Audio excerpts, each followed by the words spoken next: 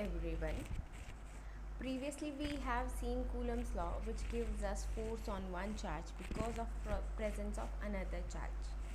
So, if we normally think of concept of force, for example, I take this particular object or a box or an item placed on some surface, flat surface. Suppose this is I'm having some box and I'm having pen with me. Okay, so I want to move this object. So let me put this object on a particular flat surface, that is my table, and I want to move the object. How can I move this object? So I can use this pen, for example, for some agency which if I move would also move the object. For example, if I take this pen and then I apply force in this direction here or any other direction which I want to move the object, then object will move. So the work is what I am doing. I am pushing the pen, and pushing is in turn pushing the object. So such force is mechanics are called contact force. And these are the only types of force that people were familiar in 18th and 19th century. However, Coulomb's law that we talk about is actually a force of different nature. Here, the source charge is exerting a force on test charge, or the charge that is placed at test point that we talk about in last class. There is no contact between two charges. See, the source charge is not touching or making any contact with test charge, yet simply because the fact that these two charged object, there is a force on second charge because of presence of first charge. Such law in which force get imparted from one object to another object even when two objects are not in contact with each other is called action at a distance, because these two objects, because this action of influencing the second object is happening not by contact between the two objects. The first charge is exerting a force on first charge is exerting a force on second charge, but it is not making any contact. So this action of exerting a force is happening without any contact. So such laws or behavior or which predict this particular force are action at a distance law. So you might of course be familiar with another very famous action of distance law, that is gravitational law. So in gravitational law, you have two objects and they will be attract towards each other, but there is essentially no contact between the two. Now imagine that I have this particular charge over here, source charge. Let me call this as some source charge, and the another charge which I am keeping at certain distance over here, let me call that as test charge. Now Coulomb's law of course tell me that when a source charge is located in this way in a space and a test charge at a certain distance in a space, there will be a force on test charge. So the force on test charge will be, let us say, acting in this particular direction, which is obtained from joining two charges. So we of course assume that two charges are point like and the separation is fairly large compared to the size of the objects or the size of charged particles. So it is a force acting on this one. So this is of course the action of distance phenomena that is happening. Now imagine that the source charge is moving slowly, and we have to assume that this charge is moving very very slowly with respect to time.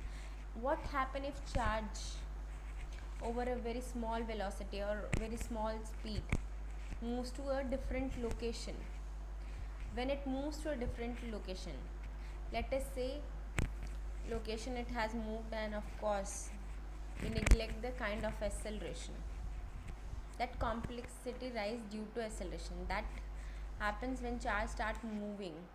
So we will neglect all those other complications. Okay, so this is quantitative discussion. only. The actual mechanics of force that get transferred is slightly different, and we do not want to get into the complexity at this particular point of this course. So just imagine that source charge had moved at some time, let us say at 9 a.m. This particular source charge has moved from one location to another location. Now what happened, or what do you think will happen to test charge? So clearly, if after a certain time the force has moved to a point, to this new point, the force has moved to a new point, the force on charge would also change its direction because of special position, or the position of source charge is changed. Of course, we will assume that the test charge has not changed. Okay, so the source has changed its position, so the vector that point charge has in this direction of line that join the source and test charge will of course be different now. Now it is in this direction. Okay, so this is something that we could expect. Now the question is, and this is true, calculate how much force that second charge or test charge will experience because of new location of charge. You can calculate using Coulomb's law. There is nothing wrong with this particular calculation. It will give you exact result, and at least exact approximation, very good result. The only problem here is that if I ask, if at 9 am this source charge starts moving, what will test charge, when will the test charge starts to move? Remember, when there is a force on this test charge, it means that it is getting accelerated. So when this test charge is moving, at what point of the time would the test charge starts to move? So would it be 9 am? The answer is no. There is a certain amount of delay. Okay, and let us assume that 9:10 am. Of course, these numbers are, please do not take them very seriously. The numbers are not important, but what is important is that there is a time delay between cause and action. So what is the cause? Cause is the source charge movement. Source charge moves, and the effect is that after a certain time the test charge will also move. The source charge move at a particular time, and certain time the test charge will move. So the test charge moves here now, whereas test charge moves there after a certain time. So there is some amount of time delay. Now if you keep these two very far apart, then you can see that source charge is moving while the test charge remains stationary. After a certain time the test charge starts to move. Now to understand these types of phenomena, which was not very commonly understood in 18th and 19th century, physicists invented a concept which essentially was a concept of mathematically convenient. So this invention, this concept of what we call as field, of course at that point also we were calling this at this point also we were calling this as field. So what is field? We have seen earlier also about fields. I am just revising. So field essentially embodies this cause and effect relationship. There is something happening now in space here, like we have seen for source, something happening in space here, something like response because of something that happens over here. So something happens here, like source charge moved, and now something else happened in response to this at some another time. Then so this field is something that embodied this concept. So it is a kind of intermediary agency which seems to have care, which seems to carry the cause and transfer it to another particular location at certain time. So in free space you might approximate this time delay between cause and effect as L by C, where L is separation between the two charge. So it's an intermediate agency, although it's initially introduced only as mathematically mathematically convenience, later was seen that it embodied all the real properties such as energy, momentum, making it field as real as particles. Of course, it is possible to actually dispense off with the concept of field altogether.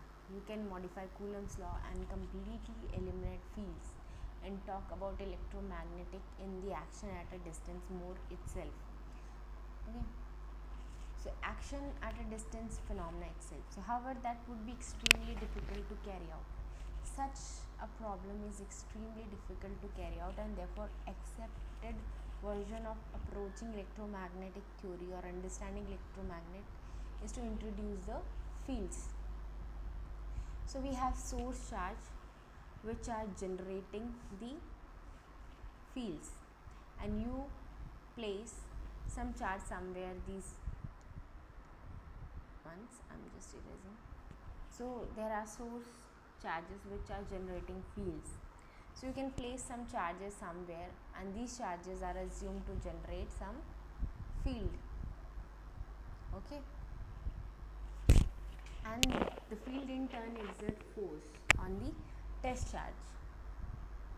So this kind of makes electromagnetic theory in two layers system. You have source charge generates the field on their own even when there is no test charge. There is a force field associated with source charge. So you can imagine that there is some sort of field around a charge, a field of influence around the source charge, and this force field becomes evident or become manifest when you place a test charge here.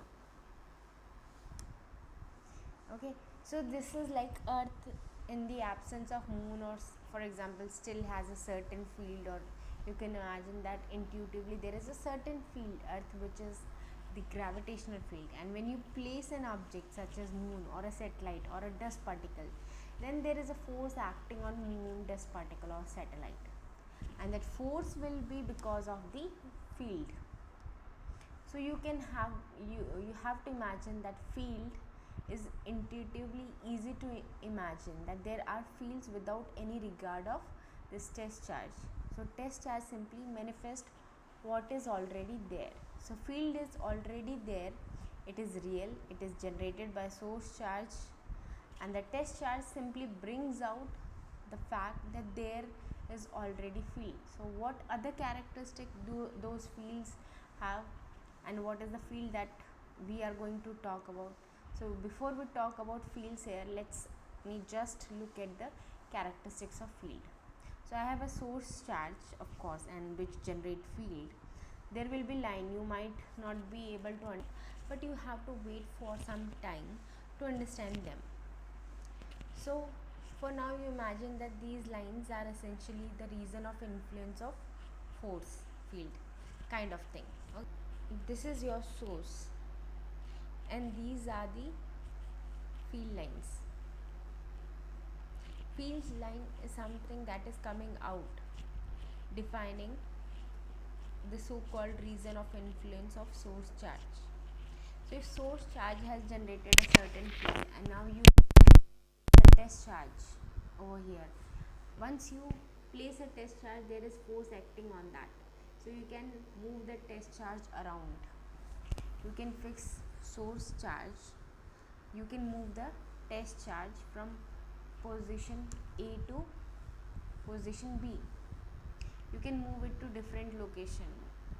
Use of course the same magnitude of charge that I am using. So you can move it anywhere you want while you keep the source charge fixed. And what would you see is that at each point the test charge will experience a certain amount of force, and we have already seen in last class that the force is an example of vector quantity, which means that I have to attach both magnitude as well as direction to this particular point where the test charge is located. So I have a test charge located at A. Let us say the field direction or the field direction is in this way. I'm just assuming it's not in this way. I'm just to explain, I'm assuming this is in this direction. The magnitude of force is given by the length of this particular vector here. Okay, at point B, let's say the force is directed along this direction, then again this magnitude of that particular line or the vector will determine what is the magnitude at this particular point in space. So you can put a test charge at location C and see what is the direction in which the force is pointing, and you will again get the force at that particular position. The important takeaway from all this is that there are of course and as infinite number of points in space, and you will not be particularly take a point or a test charge and place it everywhere and finding out what is the direction of force and what the magnitude. So you are going to do that one mathematically or numerically or graphically, but it is important that in principle of every point in location around source charge, I can associate a vector, and vector will have both magnitude as well as direction, which simply means that I have attached little arrow indicating magnitude as well as direction at each point in space. Such a distribution of vector in the region of space is called vector field. Let me tell that again. A distribution of vectors in space, that is attaching one vector at each point in space, is called, or which defines, a vector field. Okay, vector field simply is the result at each point R.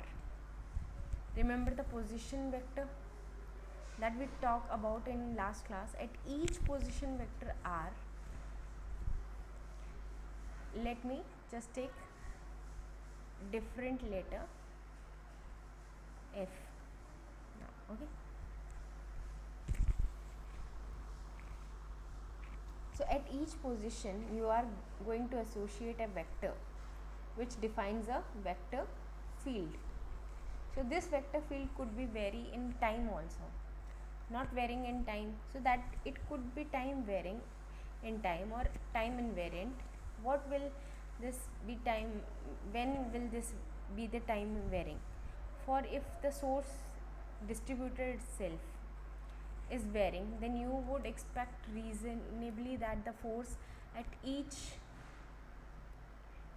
would also at also each point in space around the source charge will also be changing with time. So in that case I have to slightly use different notation. In that case I have to use like this. What is happening to the force at this position at this time? So we will not be meeting the time varying field for some time now. We are still in static region of the varying in the time electromagnetic, which means that our field, our source charge, and everything that we are talking about will be time invariant. So I hope the concept of vector field is clear now. हाँ दीदी, ऊपर हूँ.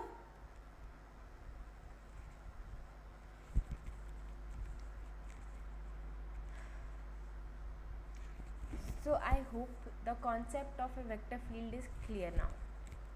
A vector field is simply the distributions of vector in the region. So you are going to associate a vector at every point. It is like someone is making a measurement and attaching an arrow. Okay, measurement, an arrow, but different point in space. So this is the example of vector field.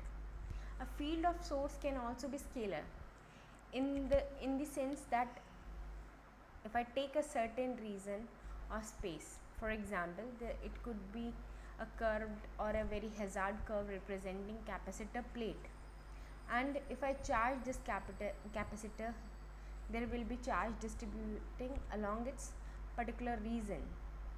Okay, in space. So this is the reason of plane, and there are charges that are distributed.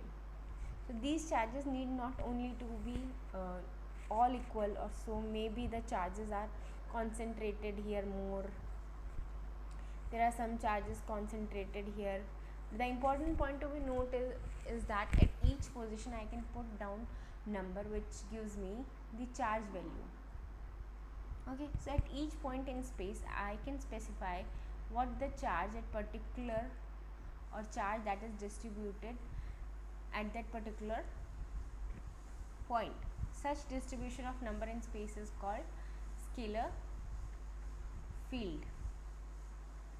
A scalar field is one in which we have distribution of number. How do I obtain this field, or what is the field that I am talking about in electromagnetics? So let us go back to Coulomb's law for now, and let us say the force acting on second charge is given by Q1 Qt by 4 pi epsilon 0 epsilon r 1t square in a particular direction. So we will not worry about the direction is at this point of time.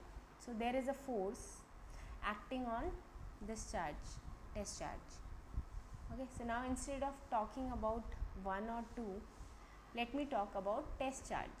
So the force on test charge is Q1 Qt 4 pi epsilon acting in the direction of A1t. Okay, so we will talk about what the direction r, or the unit vector r, means in this vector A. So A at a later time. So this A denotes the unit vector in the direction in which Ft is acting. So electric field at this particular point where test charge is located, please remember that E is located at test charge point, or what we have already introduced as field point. It's a field point, correct? So we have introduced field point and source point. The electric field is being evaluated at field point. Now you can see why we called R as field point. Okay, so E and R is the electric field. We will just, R over here is E, it's like this. Okay, so E and R is the electric field at field point R, or the position vector R is now given by force exerted by the test charge. So Ft at R, so the force experienced by test charge divided by the test charge, or the force per unit test charge, is the field.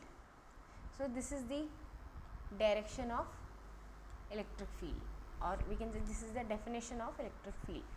And contrary to that, what you might think that electric field should be measured as Newton per coulomb, because force is measured in Newton is the SI unit, and test charge or charge has measured in coulomb is the SI unit.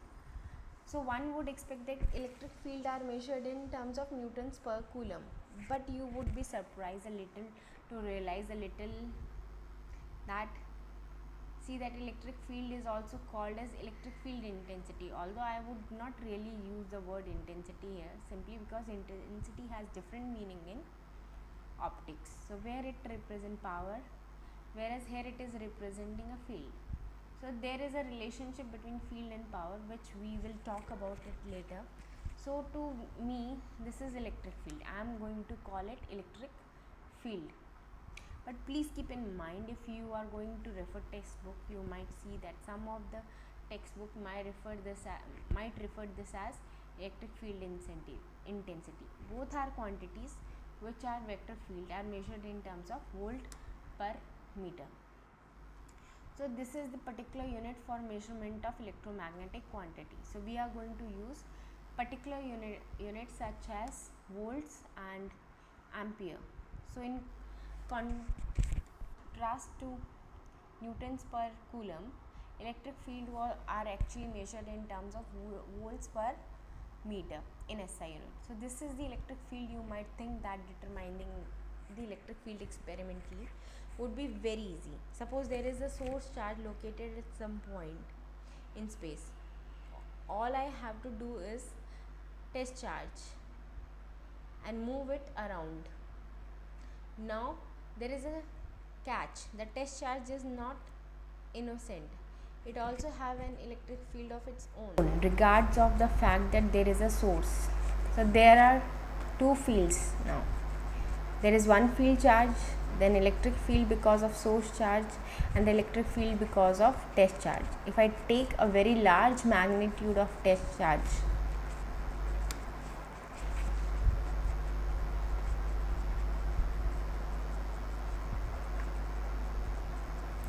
so I can't take QT to be very large quantity. Ideally what I should do is I should take QT to be very small quantity. Now I can take QT as equals to 0.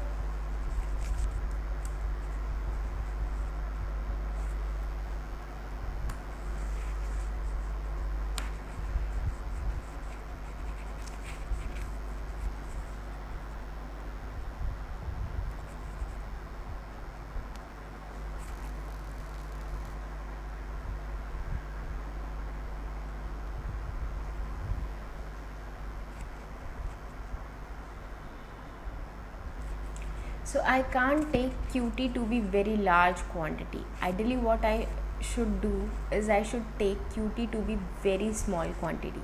Now I can take QT equals to 0. Can I take?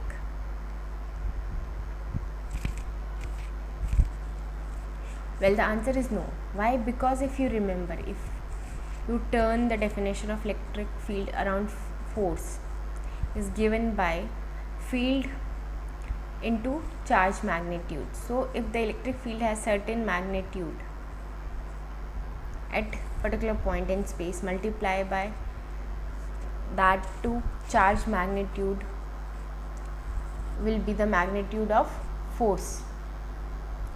Now if I take test charge magnitude equals to 0, all I am saying is that force itself is 0. So two things are ruled out. QT tending to be 0 is ruled out, and QT equals to 0 is ruled out. Anyway, it should have made its problem mathematically very difficult, because there is nothing like QT is equals to 0. Okay. So remember, in the last class we mentioned that smallest possible free charge is that of electron. An electron is 1.602 into 10 to the power minus 19 coulomb. This is small but not 0. So I don't have the luxury of using QT equals to 0. Rather I should use different value of QT. Should, again, QT can't be very large. If it is too large, then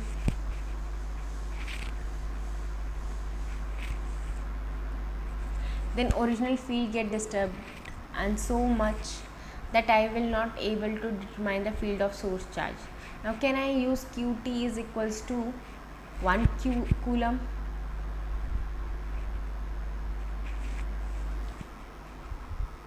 Well, the answer turned out to be no, because the next question that I am going to ask is, how big do you think this 1 coulomb, how big is 1 coulomb? Well, you will surprised to see how big 1 coulomb is. To get some idea, again, this is a qualitative idea. Okay. To do not go by exact number over here. To get an idea of how big a real 1 coulomb is, I will use the formula that you guys are all hopefully familiar with, which is formula of capacitor. So I will just write C is equals to epsilon naught RA by D. Okay. So The capacitance of a parallel plate capacitor is given by epsilon 0 epsilon r a by d. D is the separation between two parallel plate, a is the area of plate, and we already know epsilon is the permeability of free space, which is order of 9 into 10 to the power minus 12 Faraday per meter. This is dielectric that fills parallel plate. Now if I go back to the definition of capacitance in terms of charge stored on one plate to the potential difference or voltage that I have applied on the other plate or between the two plates is nothing but Q by V. So Q is the charge stored and V is the potential. Now if I say Q is equals to 1 coulomb, okay, so what would that means? So what should I do?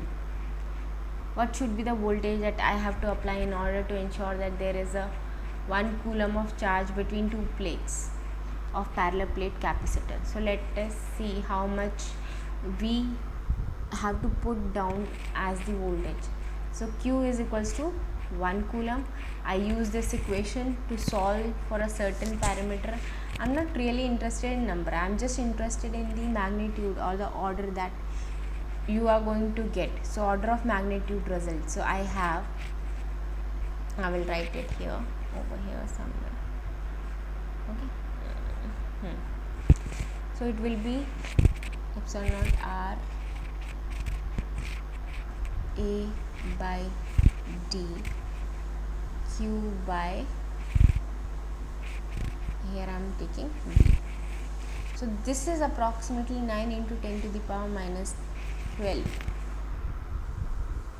Okay, so this goes, if you take this numerator, it becomes the order of 10 to the power 11. This will go upward. Why? Because there is 1 by 9, so it will turn 11. So which we approximate 1 by 10, so it will become 1 by 10 by 11. So this is the order of magnitude. So these are not exact calculation that I am doing.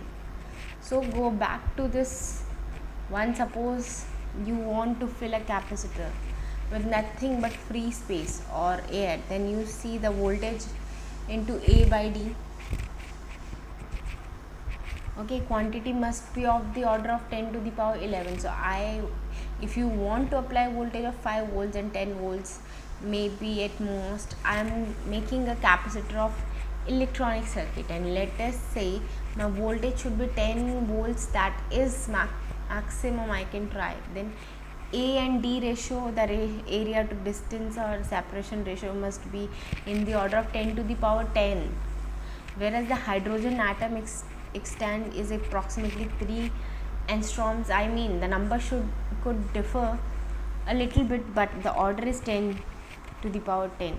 So if you use that separation, that area of plate that you are looking for while be 1 meter, so you have to take two plates whose area is 1 meter square and their separation is that of hydrogen molecule or not an atom hydrogen molecule. So you need to have such small width or such large area in order to make a 1 coulomb of charge, which means that the charge 1 coulomb is extremely large quantity. Then the question is, well, you might ask, I have seen some companies selling me 1 Faraday or 2 Faraday capacitor and they do not look like 1 meter or 1 meter, means they look very small. So how are they manufacturing these capacitor? How are they manufacturing these very high value capacitor? The answer is they use these capacitors are what are called as electrolytic capacitor, and I should suggest that you take look at electrolytic capacitor, which gives you a large capacitance value. In internet, should be surprised to find how they actually achieve this large value of charge storage. So the point of all this is that I can define electric field E of R, but I can't use Qt equals to 1 coulomb qt is actually very large value. Qt has to be choose sufficiently small, but it can't be 0. It can't be too large, it can't be too small, means not 0. So but sufficiently small much that the field because of original source do not get disturbed. So I hope that is very clear, and if someone else asks you why you are not using 1 coulomb of charge, you can respond by saying that this is the reason why I can't use coulomb of charge. Now I can find electric field of 1 point charge. I can find the electric field if there are more than 1 point charge. So how do I find the electric field? Well, I know to find force on test charge if there is more than one source charge. How do I do that? So now we will calculate electric field due to point charge. So suppose I am having one charge Q, my source charge, and I am calculating V, E at my test charge P. Okay, so their distances are mentioned, r prime and r. So I will calculate the position vector in terms of r minus r prime. So I'm just calculating then unit vector ar in terms of this vector, its unit vector. Okay, so that's how we will calculate electric field due to point charge. Now electric field due to more than one charge. So well, I know how. Well, I know how to find force on test charge if there is more than one source charge. So how do I do that? I calculate the force because of individual charge. Due to the individual charges, then add together in form of factor addition. This is superposition principle. If test charge is sitting here, if my test charge is sitting here,